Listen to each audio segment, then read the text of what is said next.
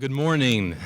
Thank you so much for coming to our morning session on the state of the field of the digital humanities. We have, I think, an all-star panel put together. I'm a little biased because I made the invitations, so I hope you agree. We're going to have basically the setup. We'll all talk for about 7 to 10 minutes. I might actually speak for a little bit less. I'll be last and anxious to get to your ideas and your thoughts. So we will at that point open it up to hopefully a very lively conversation, and I think that's probably what we're most excited about having. Our panelists, we'll start with Seth Denbo, who is the Director of Scholarly Communications and Digital Initiatives at the American Historical Association, and he'll be followed by Jennifer Serventi of the National Endowment for the Humanities Office in Digital Humanities. I was very, very thankful to these two individuals for accepting my invitation to come. I'd like to hear more about the state of the field from their perspective of institutions that are supporting the digital humanities. After that, we'll transition to leaders of digital humanities institutes and labs at universities. We will have Robert Nelson, who is the Director of Scholarship, Director of the Digital Scholarship Lab at the University of Richmond, and also Kelly Schrum, who is the Director of Educational Projects at George Mason University's Center for History and New Media. After that, I will speak briefly. I am David Trowbridge, and I am the Director of African American Studies and an Associate Professor in the Department of History at Marshall University. And I might speak briefly about my experiences in the digital humanities and sort of transition into our next session, which will be in the same room after this, which will be on digital humanities and teaching. And we'll follow that up with your thoughts and your questions and hopefully a lively conversation. Again, thank you so much for coming.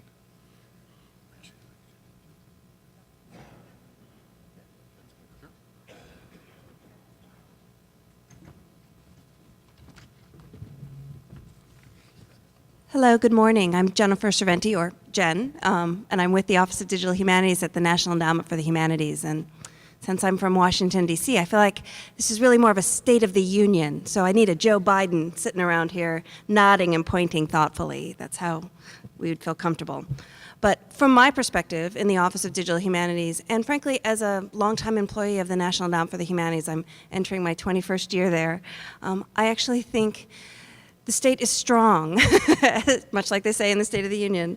I see a lot of innovative and exciting and experimental work throughout the endowment. I see some fantastic experimental approaches to not only research, but teaching and public engagement with the humanities and history more specifically. And I do also see, and I think this is an important part of what our office is able to support, I see scholars and teachers sort of asking about the appropriate uses of digital technology, sort of being critical consumers and helping their students think about appropriate uses of technology to engage historical documents, to deal with historical questions, and to engage the public in these areas as well. I also see projects really composed of scholars and students and teachers sort of taking advantage of the endowment's prior investments in digitizing collections and cataloging innovations. We are sort of at that now what stage. What do we do with these resources? And frankly, I think as historians, we probably should always be asking, now what? Where are we going? In thinking about our work. And finally, I also, and I'm very excited to see this, I see other funders sort of stepping up to support this work, to support your work, and I think that's a good thing. So where does the NEH fit in this sort of state of the field, particularly as we, as an agency, approach our 50th anniversary? I am with the Office of Digital Humanities. We are a young office. We are only 8 years old, but the NEH is a longtime supporter of what was then called Humanities Computing, is now called Digital Humanities. And our core programs are, in fact, still strong and supporting both hybrid, sort of print and digital, or print and, or digital and in-person engagements, or digital-only projects. And that includes things like the scholarly editions and translations, the media and museums programs, the fellowships program. In fact, we just got our first ebook submitted as a project, and we are trying to figure out how to care for that as well. And we also, of course, have even the menu of this tried and true Office of Digital Humanities projects. But we're also sort of thinking about, particularly as we are in the digital space, what are the new programs that we need to introduce to encourage new audiences? We have things like the new digital projects for the public in our Division of Public Programs. We have in the Office of Digital Humanities, the Humanities Open Book Program to really open up out-of-print books and make them available for your e-readers, for use in your classroom, so working with scholarly presses and library publishing programs. And I'm pleased to see you are one of the first groups to hear an announcement of this new program called the Common Heritage Program. And it's a joint program with our Division of Public Programs and Preservation and Access. And it's to help the general public think about their family history as really American history, as public history, help them think about how do you scan it, how do you preserve it, and then to build public programs around it, engaging with scholars about how to connect their history more broadly. And one final sort of space that the NEH operates in sort of the state of the field of digital humanities is as a convener and as an organizer of both intergovernmental, working with the National Science Foundation, the National Library of Medicine, the Institute of Museum and Library Services, and an international convener with our sister agencies in Canada and the UK and the Netherlands. And frankly, as we consider what are the other spaces that we're not in, with South America, with places in Asia, so that we can leverage our very small dollars. If we put in $500,000, can we get a $5 million program to support your work? That's a good use of your sort of tax dollars. And 2 days after sort of tax day, I want to reassure you that we are spending your money very carefully. We try to be good stewards of your money. And I also want to point out the work of our state humanities councils. Now, I know the Missouri Humanities Council is very involved in the Organization of American Historians meeting this weekend. But our state humanities councils, our laboratories of democracy, if you will, are doing some really exciting and innovative work in digital history and digital humanities more broadly. And I don't want you to overlook them as you sort of look for spaces for ideas. But as we talk about sort of the state of the union, the state of the field, there are places where the NEH could do better. And as the science fiction author William Gibson has said, the future is already here. It's just not very evenly distributed. And as someone who works in a national office, I can tell you that's very true, given the range of applications that we receive. And I will also say funding ratios are too low, in my opinion. One of our programs, some of them are, not one, several of them are falling below 10%. We are worried that we are leaving too many wonderful projects unsupported. Collections undigitized, teachers unsupported, scholars not being able to get and find time to do their writing, and collaborative projects. Collaboration is hard, it takes time, and it takes money, and we're falling a bit behind, frankly. And it is a constant discussion within the endowment. Have we found that right balance among and between our programs? Preservation and access versus research versus public engagement versus education. And still allowing, frankly, in the Office of Digital Humanities, space for that experimental work, that productive failure. Because ultimately, all of those programs sort of feed back and support each other, but finding how to sort of allocate those dollars between those programs is something that we grapple with sort of every day at the endowment.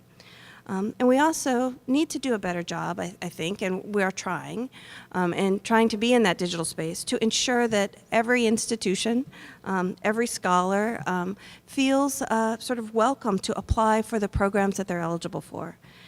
And the NEH does not work in isolation either. We are grappling with changes in scholarly communication, issues around open access, issues around labor issues in the humanities. Can an adjunct even find time to apply for a fellowship? Can they be included as part of a team? We need to think and make sure that our grant programs are appropriately pitched for where the field is right now. We also need to think about how we do our work day to day, and that the heart of that is the peer review. Are our peer reviewers representative of the field? Are we growing that and adding to those ranks? And our peer reviews, and this is something in particular in the Office of Digital Humanities, but increasingly across the endowment, are they prepared to review digital projects as digital projects? And if not, how do we get the field, and frankly, that's who we draw our peer reviewers from, how do we get them ready to review fairly those digital projects? And as we think about sort of stretching our dollars and making the case for the importance of your work, are our projects and the results that come from them, the books, the articles, the online exhibitions, are they reaching their intended audiences? And frankly, making space for unintended audience as well. And how can we take advantage of, frankly, the long tail of history projects and encourage sort of reuse and repackaging of our previously funded work on new platforms? As you'll see on the screen over here, you'll cycle through and you'll see something on Latino Americans.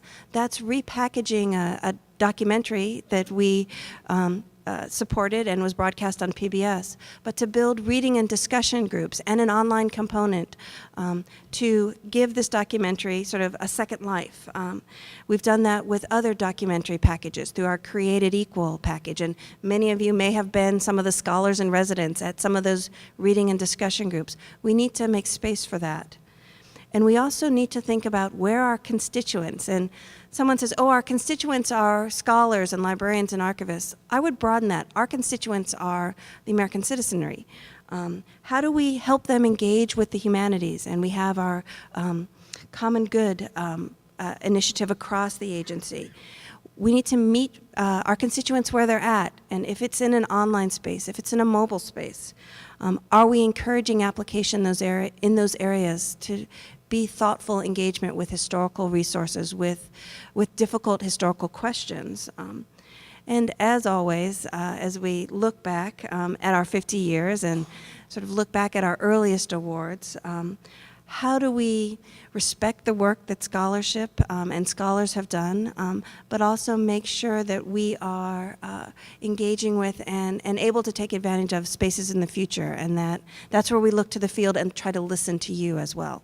So, as the president always ends the State of the Union, no matter what party he or she is from, they always might say, the State of the Union is strong. And I will say the state of the field is strong from my perspective, but it doesn't mean it's equal. And so that's part of what we do here in the Office of Digital Humanities, is to think about and to make sure that the funds that we try to take care of and distribute reach the intended audiences and really are growing the field in a broad and deep way. So I do hope that you, if you do have ideas about what we can do better, it will come up during the conversation, or if you want to get in touch with me, my email is widely available. I'm only one of 2 Jennifers in the endowment, which, if you're named Jennifer, is kind of freakish, because we are, at least of a certain era, there are many of us, we are multitudes. So you should always feel free to reach out to me or any of my colleagues to talk about either an idea for a project or to give us your sense about what we're doing well and not doing well. That's part of what you pay us for, is to make sure that we listen to what you think we should be doing. So thank you.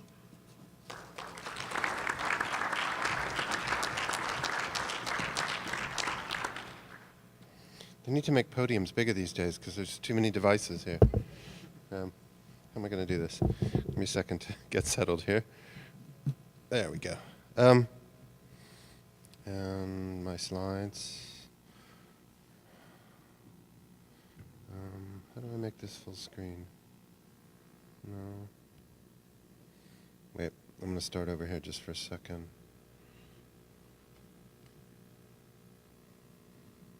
Nope, that's not going to do it.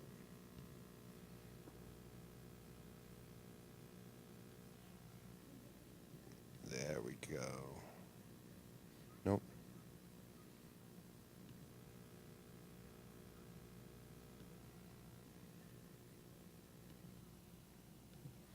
And I got it right this time.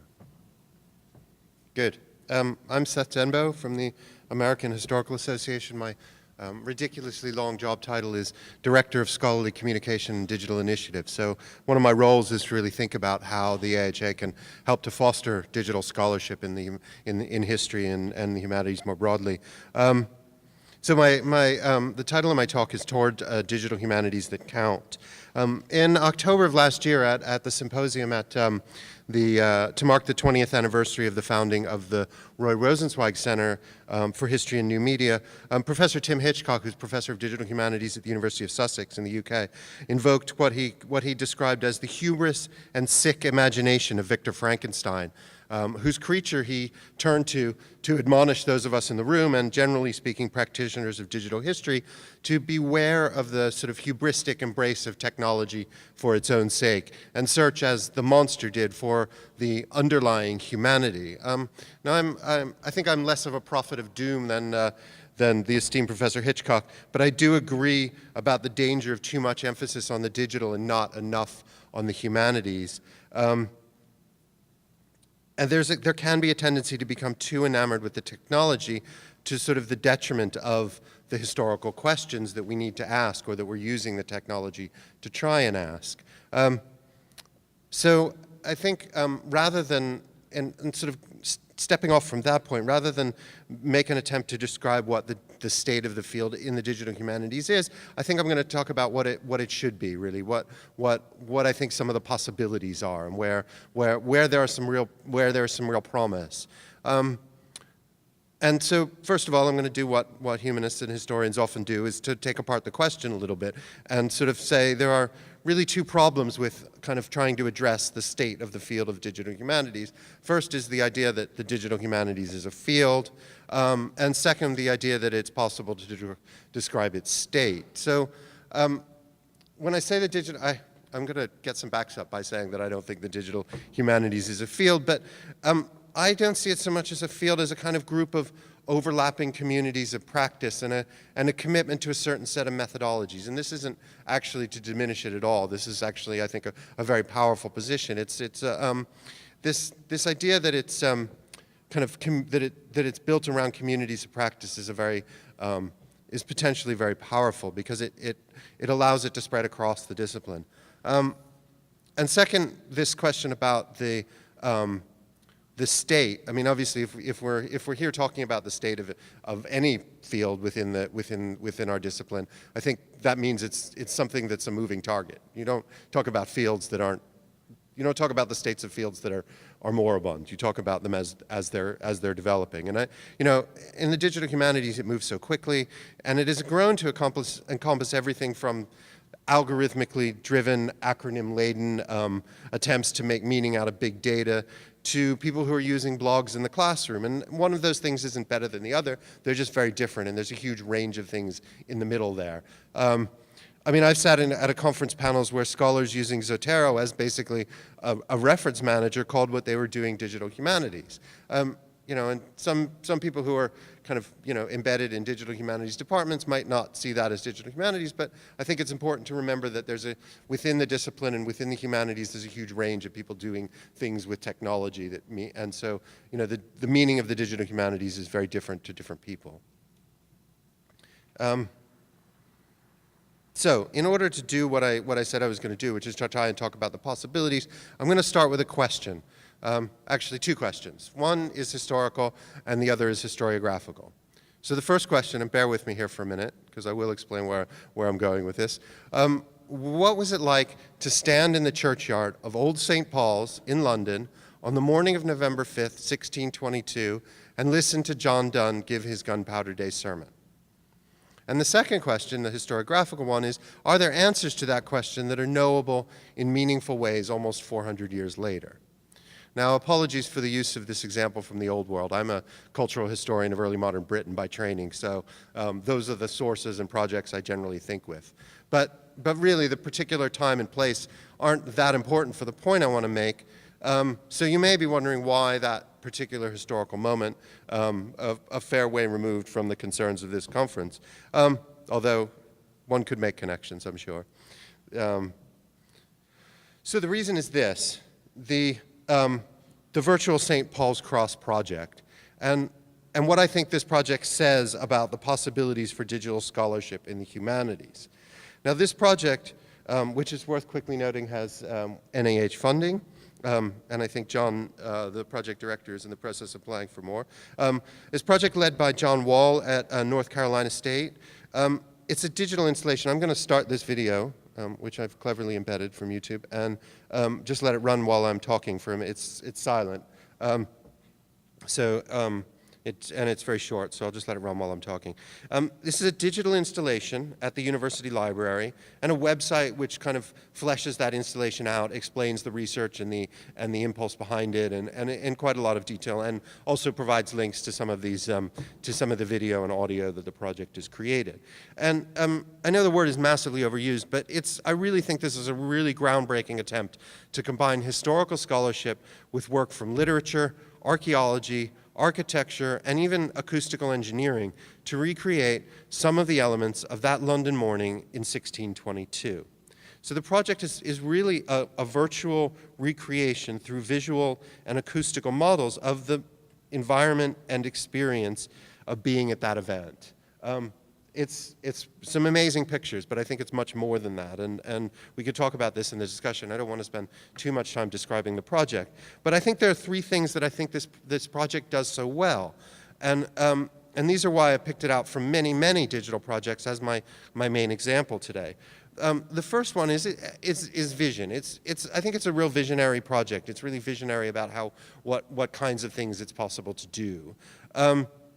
The second one is that it uses an incredible amount of imagination to do that, to fulfill that vision, to try and figure out, so now we get, I'll play it again so you don't have to look at Francis Underwood any longer than you want to.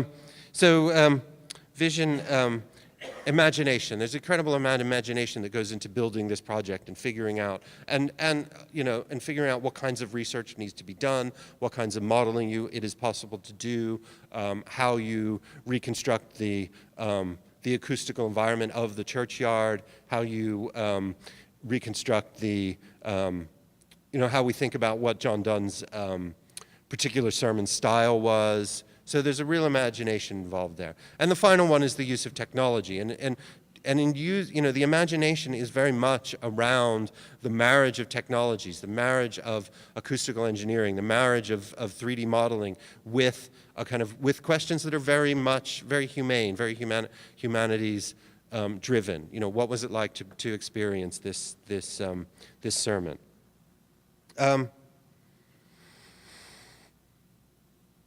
So moving on from the virtual St. Paul's project, it's not to say that, but I don't want to say that projects that are much more data-driven, as opposed to this one, which I kind of see as research-driven, can also be solidly grounded in scholarly historical questions. And here I'm going to turn to, so now the video is running, so it won't let me change my slide. Here I'm going to turn to a project called Geography of the Post. This is a dissertation project put together by Cameron Blevins and a small team at Stanford to map the expansion of the Postal Service in the 19th century West.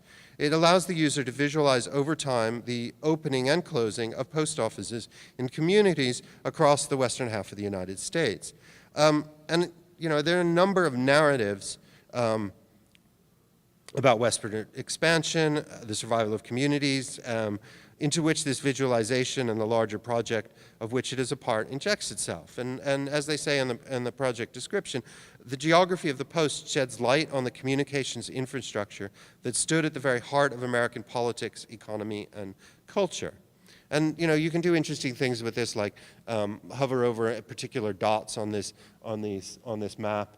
It shows you what the name of the community was. You can see how long the post office survived, when it was open, when it was closed, and it does some very interesting things that allow you to begin to sort of ask and answer some very historically driven questions. So this brings me to my title and to asking yet another question: how do we make the digital humanities count? And by counting, I don't mean counting post offices. I mean two things, really. First, in the sense of actually making better use of digital tools and methods, and of using them in ways that enhance historical scholarship by allowing for engagement with far more sources than ever before, and making possible much more dynamic interaction with those sources. And secondly, I mean making it count for professional credit, ensuring that digital scholarship is work for which scholars get hired get tenure, get promoted, et cetera, et cetera. So, and in conclusion, coming from the AHA, I'm going to turn to the role of scholarly societies in all of this. And I think, and I mean, you might say I would think this, that scholarly societies have a very important role to play in helping to build capacity for digital scholarship in a number of ways. The AHA is developing a set of guidelines for departments to use in evaluating digital scholarship. We have been working on this with a very esteemed committee chaired by Ed Ayers, the president of the University of Richmond, and I think a future president of the OAH, is to develop these guidelines. We've been working on it for about a year. I'm hoping on Monday or Tuesday of next week, I shouldn't promise such specific dates, to release a draft on the web for comment, but we're very close to being able to make this draft public.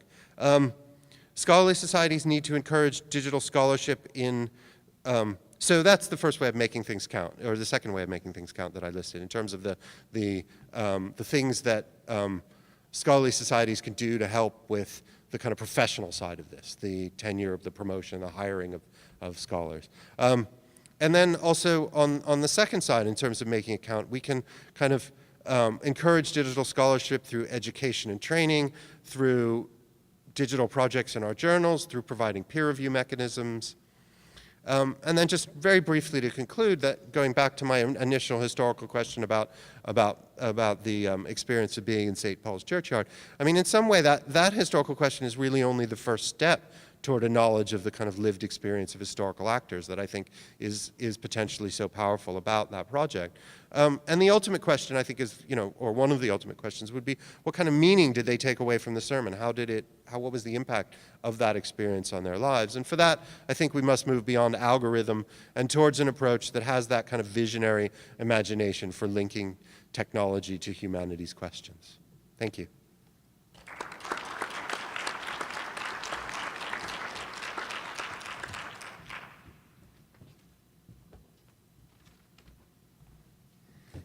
We should have talked about what we were doing. I guess this is good that I'm actually echoing Seth in a way. Like, we should have given a heads up about what we were talking about, which is fine, actually, because that was great. I really got to echo a couple of those sentiments, maybe in a little different way. I'm like risking being apostate. Like, I don't have anything to project here. I feel kind of weird. Like, I usually do that. And here I'm at a State of the Field Digital Humanities thing, and I didn't bring any slides. So if you can look at the project links for the next, I'm going to shoot for like 7 minutes here. So I'm going to actually echo a couple of the thoughts that Seth had. I was recently skimming the geographer Yi-Fu Tuan's classic Topophilia, and there was a sentence in the introduction that's kind of a throwaway sentence for him, but it kind of stuck in my head for the conversation that we're having today. And he was referring to the social sciences, and he wrote, "The means needed to achieve the results are often more impressive than the results themselves." And that's kind of stuck in my head because that seems to me that's kind of been true in a lot of digital history and digital humanities to date. That they, I mean, and this is, this is not a critique exactly. Exactly. That we use these impressive and complicated and sophisticated algorithms and methods to, explore the past, to visualize the past, but the results sometimes just aren't that novel or insightful, right? They're not that different from the insights that we gain from traditional methods. They don't really substantially change the way we think about the past, right, today. But I think that's, and there's a very hopeful sign, I think, for this this enterprise, digital humanity, that's beginning to change, and we're beginning to see more and more projects that do have, like, actually what Seth is saying. So, like, Seth, you're kind of looking forward to the future. I think that we're kind of starting to see hints of that future happening now. And I'm going to just make 3 quick points, and I'm going to use as my examples 3 articles that have appeared within the last year. And I won't go into the great depth about these, but one thing is that we're seeing digital humanities-informed research starting to appear in flagship journals. So the 3 articles I have in mind is Cameron Blevins, again, had a piece on kind of the spatial imagination of Houstonites that's drawn from this computationally driven analysis of Houston newspapers at the turn of the 20th century that appeared in the JH last summer. And since we're digital humanities, I'm going to not just stick to history. Matt Wilkins had a piece in American literary history just last 18 months or so that was really interesting work on American fictional periodization in the 19th century that actually kind of used some similar techniques that to what Cameron did, but kind of started to question issues of like how we think about the American Renaissance and realism and whether those are, actually kind of match it when we look at American fiction writ large. And then finally, Ted Underwood and Andrew Goldstone had or maybe have, I can't remember if this is out, there's a preprint available of it. It's an essay that looks at the history of literary criticism in the 20th century across, I think it's PMLA, maybe a couple other journals, that's appearing in New Literary History and starts to question the way we periodize our own, or literary critics periodize their different schools of thought during the 20th century. So I think that's a very good sign that we're starting to get digital humanities informed articles that are appearing in top journals. And I'll single out a couple other things about these three articles that I think bodes well for the future, and really is something that encourages me about what's happening in the digital humanities. And one is that, if I was to have a title for this talk, I would have called it Digital History as Appendix. And the thing I like about these three articles, or I found encouraging, is that the methods aren't the point. The point is to think about the spatial imagination of Houstonites, or American literary periodization in the 19th century, or changing preoccupations amongst literary scholars. And the methods, there's certainly some attention to methods in all of these articles themselves, but they all have supplements or appendices that go into the nitty-gritty details, because that's not the point. The point is, for somebody who's interested in commerce at the turn of the 20th century, not somebody who's interested in the nitty-gritty of algorithms, but somebody who is interested in that can go and see Cameron's online supplement to that. The point I make is that these essays, their point is not to foreground the method or the tools, but to apply the method to generate some new knowledge of the subject that they're interested in. So they're using digital history not as an end in itself, but as a means towards an end. I think exactly what Seth was calling for. The final thing second thing I'd point about these is there's certainly an institutional apparatus that's behind most of these. So in the case of Cameron's work, he's a part of the great work that's being done at Stanford Spatial Analysis Lab and draws upon that for his essay. In these cases, there's a reliance upon tools that are built by Ted and Andrew Goldstone were both using Mallet, I believed, and everybody's using these named entity recognizers that other people have developed. But by and large, these aren't the works of large teams, right? These are the works of individuals, and often these individuals have pretty strong technical expertise themselves. Cameron developed a tool to analyze newspapers' columns and kind of place them in some kind of spatial scale that became really central to his analysis. Ted Underwood developed his own topic modeling algorithm, and I think he ultimately didn't use it for his analysis, but he wanted to understand the nitty-gritty of this and felt that was necessary. And what I find really promising about that is it, not to say that the work, this kind of collaborative work that we talk about, the digital humanities is this intrinsically collaborative enterprise. I think there's a kind of counterbalance to that, which is as more and more people, who've been working in this field for 20 years develop their technical skills themselves, they bring those to bear on questions that they find of interest and find of import. And we get the advantage of these computational techniques. At the same time, we get the advantages of that individual mind working on a question to come up with an idiosyncratic interpretation. So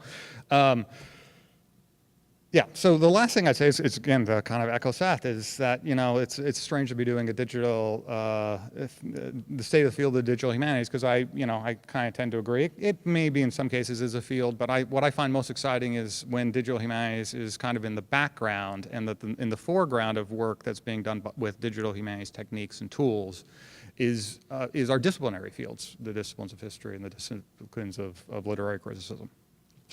Thank you very much.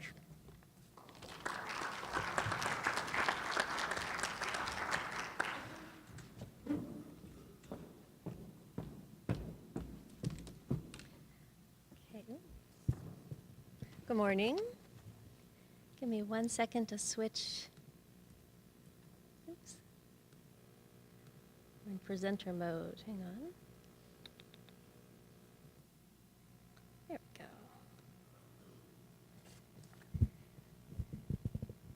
So what's interesting is we didn't actually plan this ahead of time. I mean, we planned the panel, obviously. Thank you, David.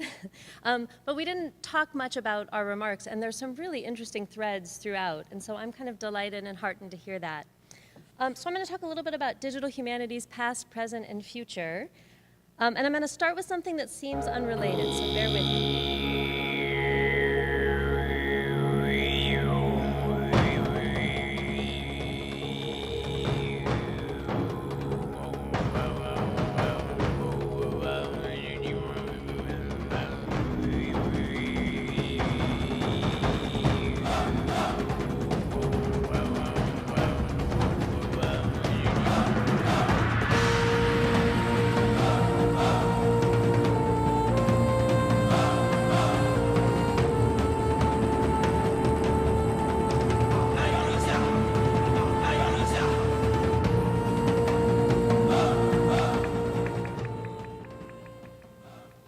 So at an international teaching conference last year in Quebec City, Cirque du Soleil Vice President Bernard Petois spoke about the delicious uncertainty inherent in the creative process, including fostering innovation and managing creative tension.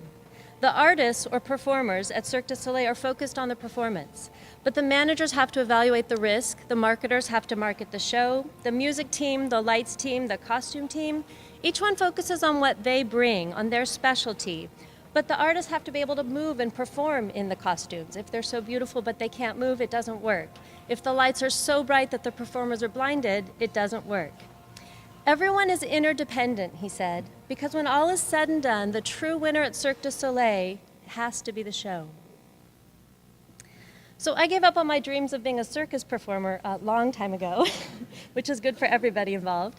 But what he said really resonated deeply with me and with my experience in digital humanities. The team involved in creating any digital humanities project is similarly, and I think really fundamentally, interdependent.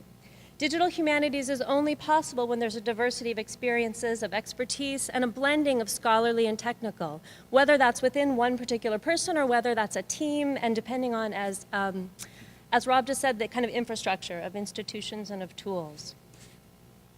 So I'm a historian by training. I earned my degrees from traditional programs. I've published a monograph and several edited books, but I've never seen myself as traditional. Even before the internet, before mobile devices, before the concepts of open source and open access, long before I could articulate it, I craved that delicious uncertainty of digital humanities, of collaborative projects, of new formats, and of reaching broader audiences. I had the privilege early in my career of working with Roy Rosenzweig, who's the founder of the Center for History and New Media. Roy was a very passionate scholar, researcher, a humanist, and he was interested in the possibilities of the emerging digital world before many of us really, I think, started to think about it. Perhaps more importantly, he was really willing to experiment, to encourage exploration among the staff at CH&M, and to envision a center that didn't focus on redoing what we already knew how to do, but on asking new questions, on pushing in new directions, on engaging new communities, and in finding new ways to think and learn about the past. Roy's vision was to use digital media and computer technology to democratize history, to incorporate multiple voices, reach diverse audiences, and encourage popular participation in presenting and preserving the past. The language sounds a little dated today, but I think the concept is still really relevant and visionary. And I think we're hearing that in the conversation today. So this is what we've tried to do for about 20 years at the Center for History and New Media, and now we're doing it in this new, really growing, robust field of digital humanities, and that's very exciting for us. Staff at CH&M include tenured faculty, research faculty, project managers, designers, programmers, multimedia developers, graduate students, undergraduate students. When talking about Cirque du Soleil, Patois talked about some colorful examples of the conflict that sometimes arises and the frustration that can happen when shared ideas collapse, when you have these difficult conversations, when you hit a technical or an artistic roadblock. We've had a lot of those moments at Center for History and New Media, and I think speaking for my colleagues more broadly, anyone who's worked on a digital humanities project, who's tried to forge new paths, has had that experience. It ends well most of the time when we can learn to appreciate productive failure. So Jen brought that up. It's one of my favorite phrases. So instead of saying, okay, this all fell apart, you say, wow, there's some conflict here. There's some issues of tension. How do we get past it? How do we resolve it? How do we learn to talk to each other? And I think one of those big keys is communication across traditional boundaries. So whether they're disciplinary boundaries, technical and humanities boundaries, across disciplinary boundaries within the field, and across job titles. When we get past this, it often leads to novel and usually previously unimagined solutions. So CH&M has created a number of open source tools, Zotero, PressForward, Omeka. We've created dozens of free digital resources, thankfully some from NEH funding, which we appreciate. Teaching history, which is focused on historical thinking and on teaching with digital tools. We've been creating more recently some asynchronous online history and history education courses for teachers and for students. So we've been busy, but in the field of digital humanities, and you heard a little bit about this, resources are an ongoing concern. To create these tools and projects, we rely on grants and contracts. And this means constant grant writing and fundraising. Sometimes it means uncertainty about the future. CH&M has had the privilege to partner with local, national, and international groups, with schools, museums, libraries, historic sites, and archives, and to receive grants and contracts from federal, state, and private funders. But we are always looking for new approaches, and we're always seeking new sources of funding, and that's inherent in our ability to continue producing these projects. So at CH&M, I'm the Director of Educational Projects with a focus on teaching and learning. Given my focus, I wanted to talk just for a minute about digital humanities and education, about facilitating engagement with history, with digital tools, and with humanities more broadly. I think as you hear a little bit from the panel today, the world is changing quickly. The world of higher education is also changing or trying to change. Our students will encounter careers and jobs that we can't yet imagine, and we had a great conversation about this at breakfast this morning. So titles such as visual storyteller, Director of Digital Access, Digital Communications Manager, Seth's title, these didn't exist a few years ago. We couldn't have even imagined that these would be the jobs our students were having. So I think digital humanities can play a really important role in fostering the skills that our students need to get these kinds of jobs, to help grow this field and grow the community, and to provide a bridge while remaining rooted in all of the wonderful things that we think are connected to humanities.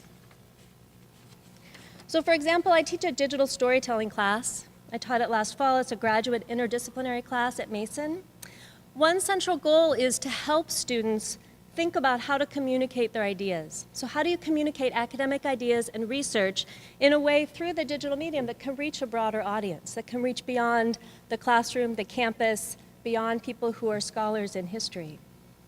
Students come with a range of skills and backgrounds, and in the class we merge content, the craft of storytelling, with theories about teaching and learning and digital skills, and students develop their own 10-minute digital story as part of the process of the semester.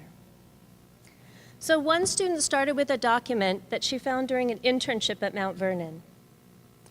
It's a letter from George Washington, or it's a letter, sorry, from George Washington to George Washington from his farm manager, requesting payment to an enslaved woman named Kate for her services as a midwife. And this kind of stands out. It stood out to her. So she began to craft her story around slave life, gender, medicine, the economics, the geography, but she couldn't find a response back to this letter. That section of letters is missing from the record. So she had to sort of face and embrace the challenge of the fragmentary evidence that we have in history. And so she created her story that weaves together the midwife's experience, this story, with her own story as a historian, trying to uncover this past and to tell this story. On a broader scale, we are launching a new digital public humanities certificate at Mason in partnership with the Smithsonian. The certificate includes 3 online courses focused on developing digital skills in research, interpretation, and communication, and a digital internship with the Smithsonian. And what we're trying to do is really both broaden the field and offer more access to it, and then merge learning with hands-on practice. We're also working to increase capacity in the field. So last summer, we hosted 2 summer workshops, one with funding from NEH, to work with professors and mid-career professionals who were new to digital humanities, so digital novices. And over the course of 2 weeks, we helped them develop their skills and their appreciation for the field, to become advocates who felt comfortable reviewing digital projects, maybe on an NEH panel, or in their classroom, assessing projects, digital projects for promotion and tenure, which is increasingly an issue, and advocating for digital history more broadly within their institutions, within their subsection of the field. So in thinking about the state of digital humanities, which we know, the field of digital humanities, which we're questioning as a field anyway, but in thinking about it, and thinking about the work we do at the center and the excellent work happening at digital humanities centers really around the country and around the world as they grow and blossom, certain characteristics kept popping up in my mind.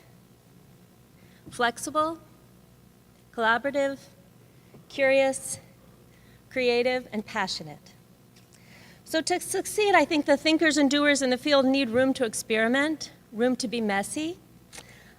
We as a field need more support, as Jen pointed out, more ways to broaden the field, and I think to encourage participation, big and small. So for someone who's new to the field, using Zotero and thinking about organizing their material digitally is a step. And then there's lots of room kind of across the continuum as well. So we see an ongoing blurring of traditional boundaries, lines, and careers, I think increasingly between academic and non-academic, between K-12, higher education, and lifelong learners, and I support the blurring of those lines. I think success in digital humanities requires a deep knowledge of the humanities, along with a deep appreciation of the digital.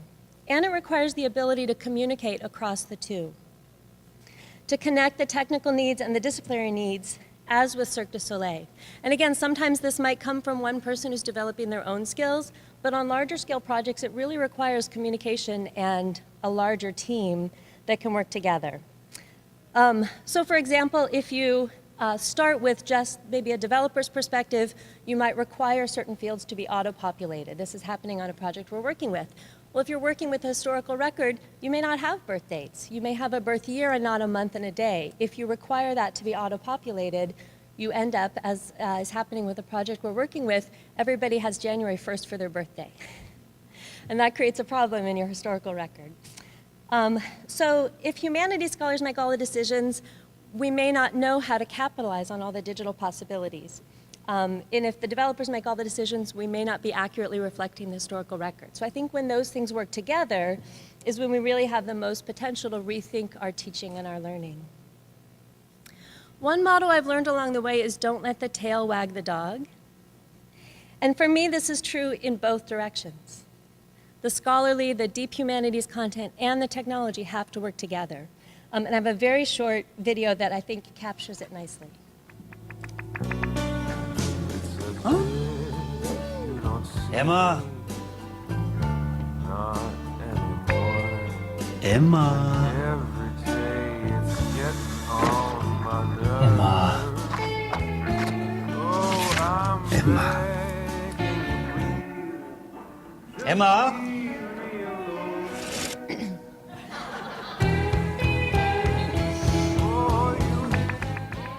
So don't be too fascinated by the technology. Use it when it makes sense.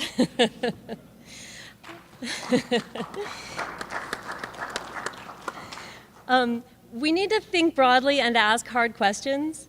And in the changing, evolving, growing field, I think we have to ask, what is expertise? What is required? What skills do our students need? What skills do we need? How do we develop and teach those skills?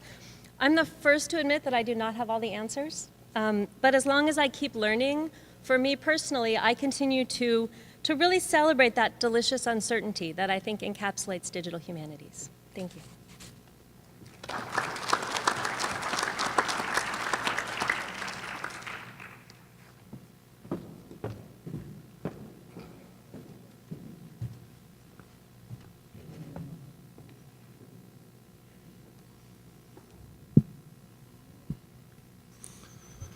All right, I thought I would talk for just a few minutes, and then we'll open it up to questions. I want to sort of bring a few of the ideas together, and there's three other points I wanted to really bring up. The first of which is gratitude, and that would be mine to the OEH for asking me to put this panel together, and also gratitude to my panelists who I sent an email to, and they agreed to come.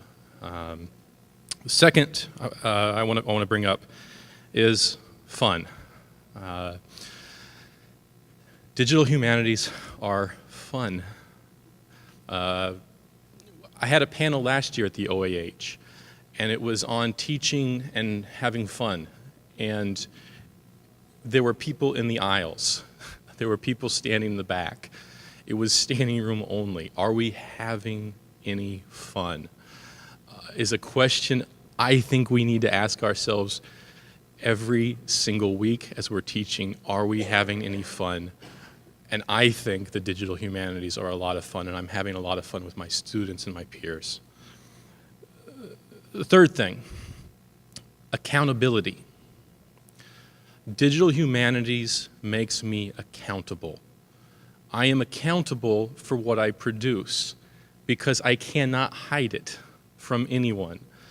The work I produce and share with my students, I am accountable for, which makes me more accountable as a teacher, which means I start teaching the way I know I should teach. Let me give you a for example. I created a local history website with my students, and we of course made that available to everyone. I found myself doing things like teaching grammar and revising and revising and revising, because my name was now tied to the work of my students, which meant I taught the way I know I was supposed to. I used to assign papers at the end of the semester, and we all know why we do that. I don't do that anymore. I cannot do that anymore. When I share the work of my students with the public, and because I believe that the public is entitled to good writing and good research, and I believe it's my job to protect the public from bad writing and bad research, I am accountable, which means I'm also a much better teacher. Some of the ideas of my fellow panelists that I want to sort of bring together. It occurred to me that the state of digital humanities as a community or field, I would argue it is a community, the state of digital humanities reflects the state of humanities. We need funding, for one, but we don't have to stop what we're doing when we don't get funding. I can't imagine that anyone in this room survived grad school because you stopped when you didn't get funding. We find ways. We are intuitive, we are collaborative, and we find ways to get our work done. We are resilient. Jennifer had a quote that I really appreciate. The state of the field is strong, but it is not equal. I think that is true in so many ways. Seth and Robert sort of echoed on this idea of what could the state of the field become. There is a gulf between who we are and who we could be, and I think that's true of the humanities and of our institutions. Today, standing before you, thinking about the state of the field or the community of digital humanities, I am happy, but I am not satisfied. Others talked about the need, the digital humanities, we use the tools created by others. I don't know if you picked up on the wonderful subtlety of what happened this morning, but people talked about the work of others. other institutions, other tools, and supporting others. I think that is part of the innate generosity of the digital humanities. There are few price tags in digital humanities. Almost all of our work is available for free. I hope that continues. Using the right tools, an essential part of the digital humanities and an essential part of the humanities themselves. As historians, we pride ourselves on asking good questions, asking the right question. As digital historians, we must find the right tools for the right job. Lastly, Kelly talked about the delicious uncertainty. I'm an associate professor. I should be more secure now than ever in my career, certainly better than 2008 when I was on the job market. And yet today, I have never been so unsure of whether or not what I'm doing will be successful. And I've never been happier in my life. Thank you so much. I am interested so much in your ideas and your questions, so we will open it up to you.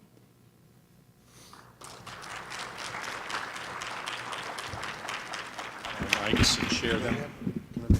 Oh, absolutely. So I just, one thing I wanted to say about the excitement about technology and conversation and disciplinary exchange. I know some of you out there in the room are on Twitter during this, and I haven't been checking my email up here. I am actually following along on Twitter. And I think what's really exciting is that, there are people like Cameron Blevins, we were talking about his project. He's weighed in with a link. The question about whether DH is a field is always gets digital humanities types all overexcited, and there's people weighing in from Germany, the UK, California, and I just think it's really exciting the way, it's a kind of just a quick example of the way in which technology can enhance what we do as scholars. What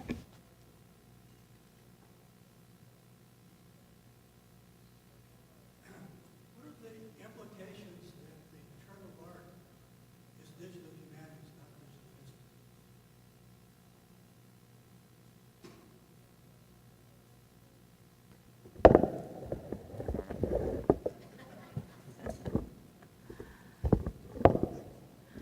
Well, I'm comfortable with the word digital humanities because I work for the National Endowment for the Humanities, and we even struggle with the word humanities at the NEH. We have a very funny definition in our founding legislation. It's just a series of disciplines, one right after another: linguistics, history, religion. It doesn't really capture, I think, the excitement, the possibilities. And so when you put the adjective digital in front of it, it fragments it further, I think. I would rather err on the side of inclusivity. I know that there are scholars out there who are more comfortable with the phrase digital history. Others are more comfortable with digital humanities. Even if you are more comfortable with the phrase digital history, it doesn't mean you can't draw insights from other disciplines to learn what they're doing, to draw from their development of methodology. And I agree, there needs to be that sort of acknowledgement that disciplines have methods. There are disciplinary histories. We have a wonderful NEH-funded monograph that just came out by James Turner about the history of the humanities. So we need to sort of respect that, but I don't know if I necessarily want to get too wrapped up in sort of the difference between digital history and digital humanities, but I certainly want to respect the historical development of the two camps, because history is one of those disciplines that actually straddles the humanities and the social sciences. And there are historians who feel much more comfortable saying, well, I'm a social scientist, not a humanities scholar. So I would say whatever you're comfortable with, but the NEH is here for you, whether or not you want to call yourself a digital humanities scholar or a digital historian. We're here for both. I'd say they have different instrumental value in different contexts. I think that's really what I'd say, right? So the digital humanities, I mean, it's a fundable term, right? It has certain value because a lot of us in the humanities, right, are facing similar challenges in terms of institutional supports, in terms of declining enrollments, and in as much as the digital humanities can both be a source of transdisciplinary, interdisciplinary collaborations by different humanists, great. But digital history, when somebody really is firmly grounded in historiographic questions using digital methods, digital history might be more appropriate and more instrumentally valuable because it's so it aims at a certain audience in that case. So I would say that it shouldn't be one or the other. It should be we should use our terms when they're both appropriately descriptive and when they make the most sense for the ends that we want to achieve. I mean, being at the AHA, I tend to lean towards digital history, but it actually comes back to this question about methodologies and fields and that sort of stuff. A lot of the methodologies are work across disciplines because, for example, a lot of the most advanced methodologies in the digital methodologies in the humanities are methodologies for textual analysis. Some of the stuff that Rob was talking about. Textual analysis, named entity recognition, things like Mallet. And they work for people who study texts. So, literature scholars study texts, historians study texts, not all historians, not all, So the methodologies are in some cases valuable across disciplines. So the term works in that sense as well.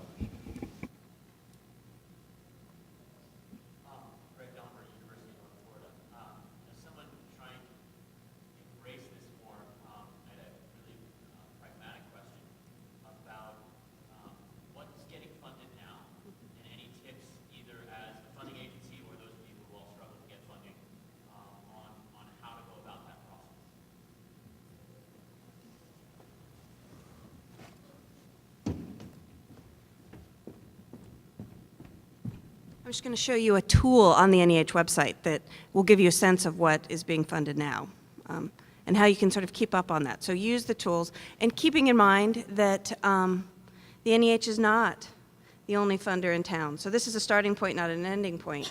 But you may not know this. It's a little bit hidden, but it's something that I use, frankly, every day.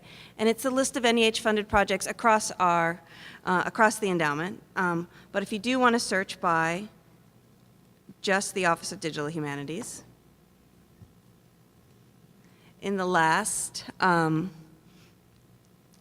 years, we have, and we still have a few of the more recent ones just coming into the database. And when I look at the list as a whole, this is when I talk about this field of digital humanities being strong. This is amazing. This is an incredible range of projects. There's 369 awards just from the Office of Digital Humanities. And if you broaden that through keyword searches, that'll give you a sense of what's being funded just at NEH. Doesn't capture the state work, so you should definitely look at the Florida Humanities Council, and certainly some of the work being funded by the Mellon Foundation, the Institute of Museum and Library Services, the wonderful digital innovation fellowships funded by the American Council of Learned Societies.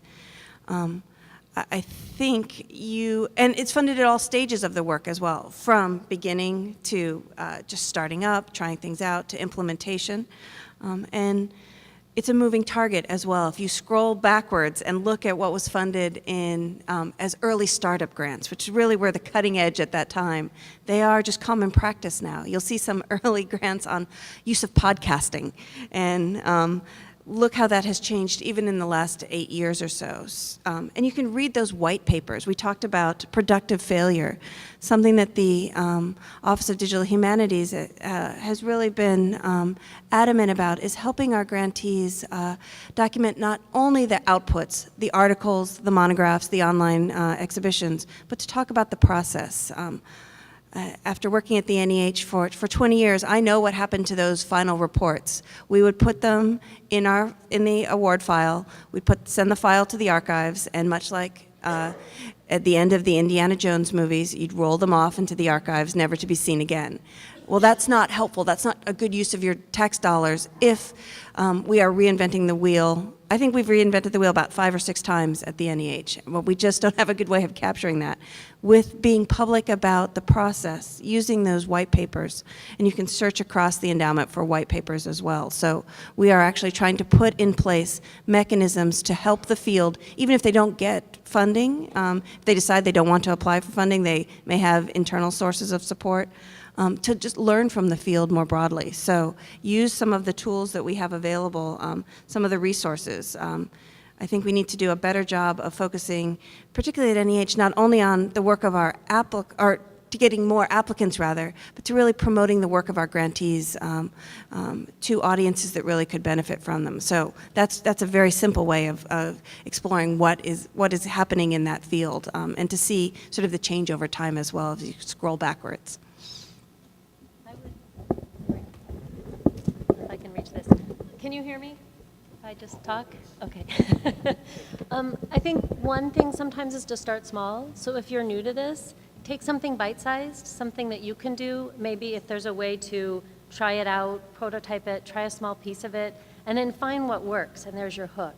And also to collaborate, to find other people who are either interested in similar questions, who are maybe using tools you're interested in or platforms that you think might work, and contact them, see if they want to work together. So draw on some of the growing experience that's out there. And sometimes within your institution, there will be small pots of money for new projects, especially anything digital, 21st century skills, those kinds of things. Try something out in your classroom. Try a small piece of it and see how it goes. And I think we've seen a lot of those projects then grow. And then you have something to show and to say, this is how it would work, or this is where it might go. But I think that's helpful for starting the process often. And state humanities councils are often really good places to start, again, to sort of smart with a bite-sized piece and get it going, and then you have something to take to NEH and say, look what happens when, and you've got something to show for it. I think that, just to reiterate what Kelly's just said, scale is hugely important. Start, work within the scale of what the resources, where you are and where the resources are at your institution. I think I've seen too many examples of institutions that see this trendy thing called the digital humanities, and they want this enormous, they want to, scale up to they think they can be CHNM overnight, and CHNM has been around for 20 years, and they, see what resources are available on your campus. Talk to people in the library. There's often instructional technology people in your library who know about this stuff. There's often people who know about research tools. So, start small and start with and work within the kinds of resources that you have at your institution. Good for posterity. I'll look into the camera. What I caveat is I could be completely wrong about what I'm about to say in any number of respects. But one thing I would say is, I think I've singled out these 3 articles that appeared recently that I think are really exciting, works that use digital methods. And one thing I said that, a couple elements of them that I pointed out, and one thing I didn't point out is I don't think any of them had any money. Or at least huge chunks of money. But I could be wrong about that, so could be wrong. So I guess my point I'm not sure what my point is. My point is that I think some exciting things we're seeing in the digital humanities is that we're seeing work that's not reliant upon huge chunks of change from the Mellon Foundation or getting an NEH grant. We just see people who know how to do these methods or have the resources, and I'm not minimizing the challenge of getting either those skills or finding institutional resources. Those are not small challenges, obviously, but at the same time, I think it's exciting that we're starting to see digital humanities work that doesn't require a huge chunk of tens or hundreds of thousands of dollars to get it done.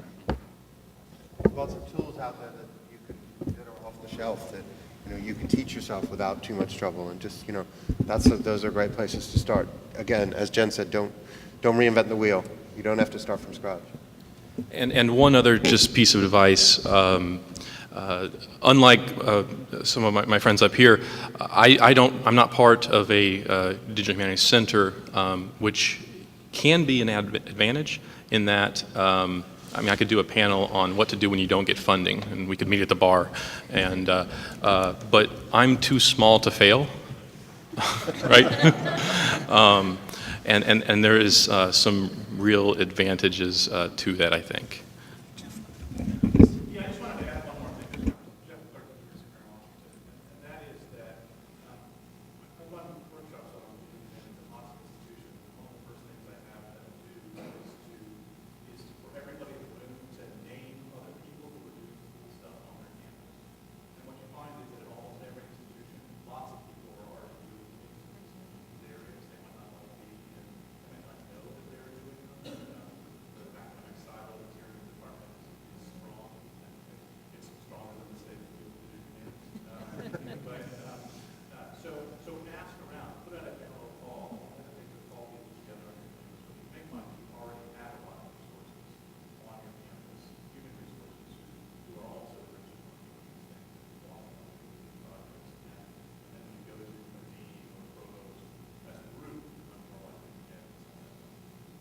Or if you're part of a state system, there might be somebody at other campuses. Yeah. Right? That's also the number of times I've been on campuses and people have said to me, we want to do such and such with digital so-and-so in the classroom or research. Where do we start? And they have no idea that there are like people in their library who know a lot about this. So the library is often a really good place to start, to talk to other people on campus. And it's their job. They're there because they know about this stuff, but also to spread that knowledge across campus. I just wanted to point out that the digital humanities as a field, as a community, is really, I think, committed to being, to the extent that it can be, inclusive and open, and to provide sort of entry points and scaffolding around them. There are things like the Digital Research Tool Directory, the DIRT directory. There are things like DH Commons. And if you're just dipping your toes into, there's lightweight, sort of low barrier attending that camps, attending NEH-funded institutes for advanced topics in the digital humanities. So there are places to sort of get into the stream. You can step into the roaring river and you won't get swept away, I promise, because there's lots of life preservers around for you. I think I've been impressed by sort of the generosity of historians, of humanities scholars more broadly, into engaging scholars, the general public, where they're at. There's a reason you became a historian. It's because you wanted to engage with ideas, engage with sources. You can do that very well within a digital environment as well, and there's lots of different entry points as well. And we're getting better, frankly, at documenting tools as well. That, I think, that was often a sort of a downside to the early tool developers. There wasn't as much of attention to who are the second and third users of a tool. Tool developers know how to use their own tools, and they can use them successfully. But how do you get that unspoken knowledge so that others can adapt and reuse your tools to do their own scholarship? So more attention to that, I think, is important. And often some of the most exciting things happen. Some of the most exciting things happen when you see something someone else has done and you say, I wonder if it would work to do this, and you retool it, or you rethink it, or you reimagine it, and it lets you move in new places and directions. Since we're recording this, we're going to try to use one mic now. So, more questions? I wonder if you guys could comment again on the state of the field a little bit about the degree of penetration of digital history practices in the broader field of history. It sounds like you're still recruiting. Yeah. 3% of projects look like they might be getting this. Do you have any sense, even just a guess? Small? Is that a good guess? And I think it's fine. I mean, my perspective on this is if you're, this is hard to avoid doing the digital humanities if you're outside a museum and want to do public history, right? I mean, why would you not use the web? Unless you're doing something local, obviously. They're kind of, local site-specific kinds of public history at a museum or some kind of local cultural institution or local event, that maybe you don't need the digital. But like if you're trying to do public history, why would you not avail yourself of the digital humanities? And I think there's certain questions that lend themselves to, algorithmic treatment because of the nature of the evidence involved, or whatever it might be a spatial question or whatever it is. But I'm not evangelical for the digital humanities. I mean, I think it's I've found it personally useful in my own research. I find it really exciting as a site and a venue for public history, but it's not for everybody. And I don't think it's like we're not all going to be doing this. 20 years from now, it seems to me there's still going to be maybe the majority will be very similar to what we have today with, going carefully through archives. Obviously, archives have been changed because we'll be accessing them not by having to get on a plane and go those places more often, but being able to view those on our screens instantaneously. So, don't mean to minimize, the convenience of that for research, but the research itself might be more convenient, but not fundamentally different. Maybe. We shouldn't predict the future. We're historians, right? Like, why are we predicting the future? We're just going to get it wrong. I'm going to get it wrong, that's for sure. Meg, I think partly the answer to your question depends on what you're defining as digital humanities. I mean, how many people out there, have an idea about that there's a word there's a word that comes up in some text they've been reading that might be worth throwing into the Google Ngram viewer, which lots and lots of people know about, and they find a few other texts doing that. I mean, is that digital humanities? Huge. I think more and more people are using digital tools in the classroom in a variety of ways. I think, how many people are, use a reference manager like Zotero, thinking, oh, that's just a reference manager, that's a great way of managing my sources, and then they, halfway down the line they discover that they can do something cool with those sources now that they're all in an organized fashion and digital and stuff. So I think it really, really, there may not be lots of projects like the virtual Paul's Cross or like Cameron Blevins where the focus is very, very much on what the digital can do for to answer questions in ways they might not be able to do otherwise. But there may be, huge numbers of projects where the digital has where they are using some sort of digital analysis, where they're putting stuff into spreadsheets, to turning their sources into data, which means they can ask some kinds of questions that they couldn't otherwise ask. So I'm going to add one thing to my earlier comment, not predicting the future, probably badly. It seems to me that where I kind of hope digital humanities has deeper penetration is just a familiarity with it enough that people can be critical, thoughtful consumers of it if they're not necessarily producing it. Because my hope is that there's more and more work that matters in whatever you're talking about. I don't know, economics of slavery. I'm going to that panel next, right? That could be that if you might be interested in that, and there might be digital humanities-ish work that you want to engage with because it's really thoughtful and need at least enough familiarity with the methods that you can do that critically. And that would be kind of my hope of kind of wider spread of digital humanities competence, I guess, as a reader more than as a producer, that we would see more widespread in the humanities because interesting work's happening that people want to read and engage with.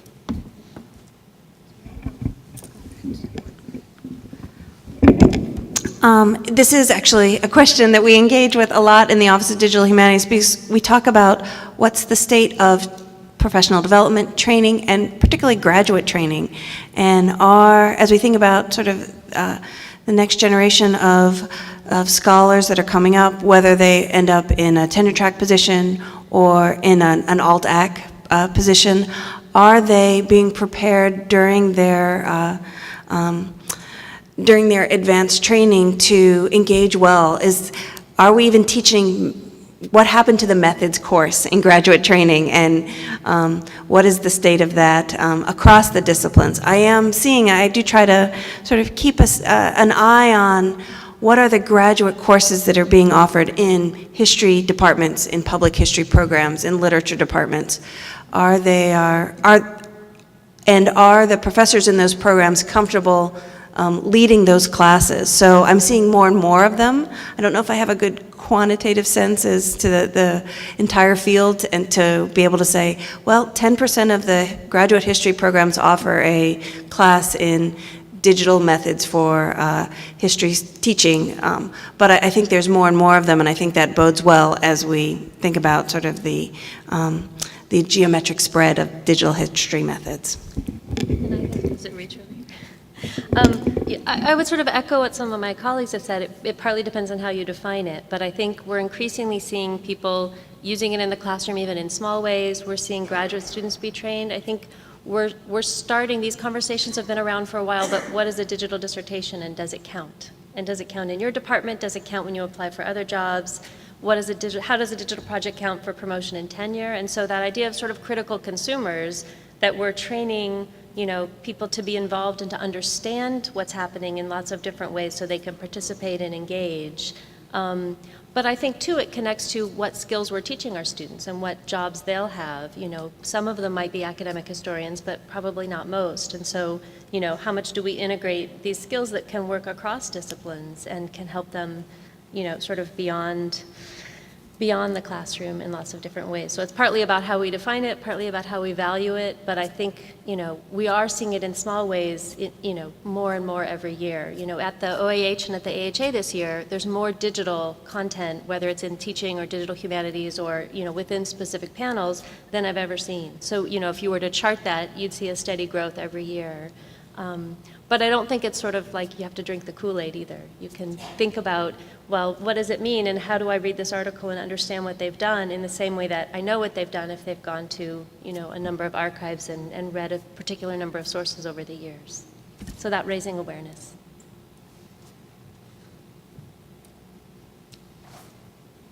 I just wanted to, before I ask my question, I want to make a few comments and just sort of confirm some of the things you said. So I was thinking strongly and cool.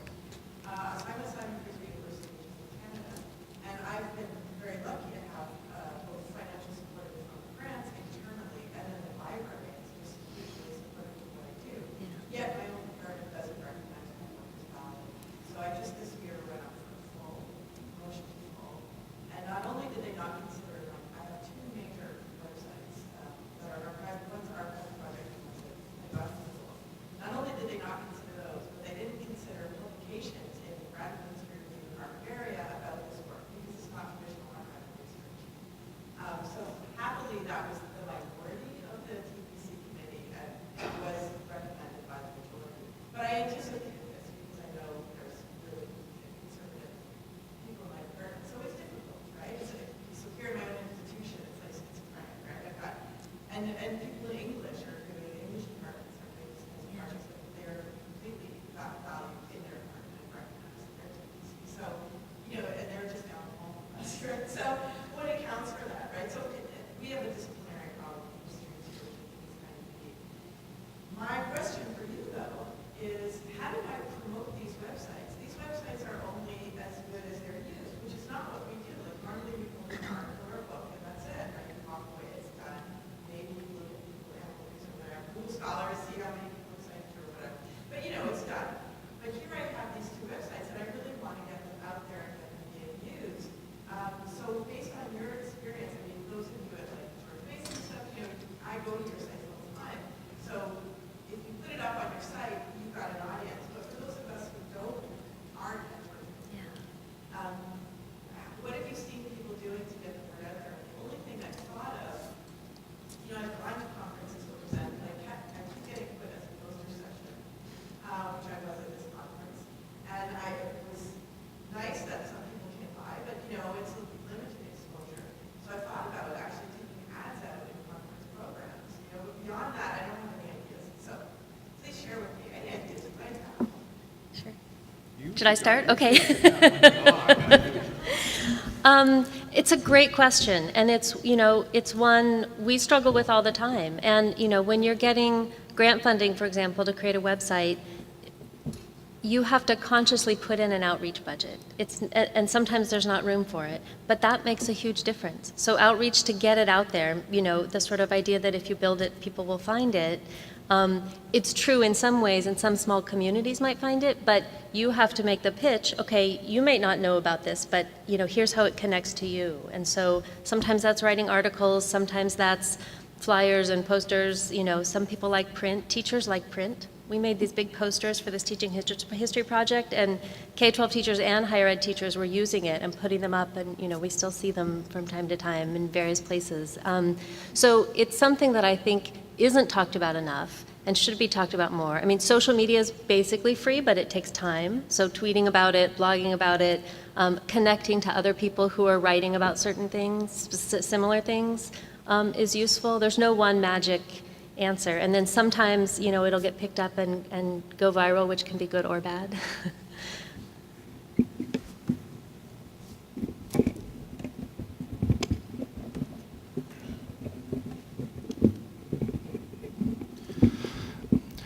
I guess the best advice I can give, I think the driving force in history is mutual self-interest.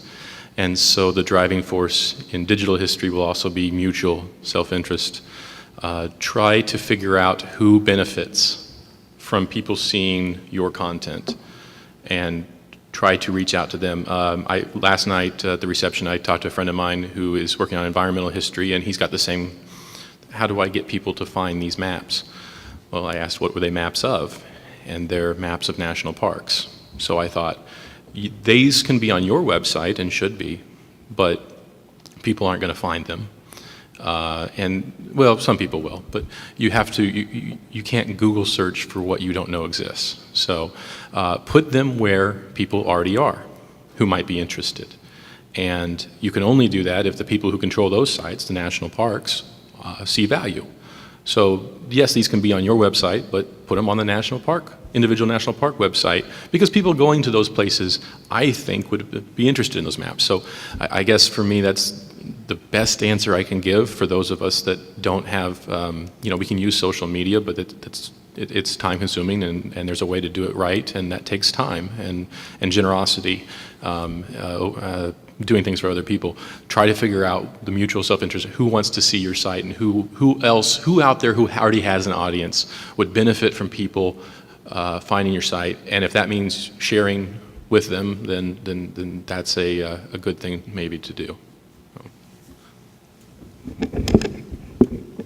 I don't have anything to add to that side of things. I just want to make a comment about the professional credit side of what you started with in your comment. I mean, I think that in terms of, this is something we're actively trying to address with the guidelines we're promoting, so that departments can see that there is something that the AHA has sanctioned, and that can help to, even if it's just a conversation starter in some departments, that's better than nothing. In other departments, I'm sure it will be adapted or adopted in ways that may be useful.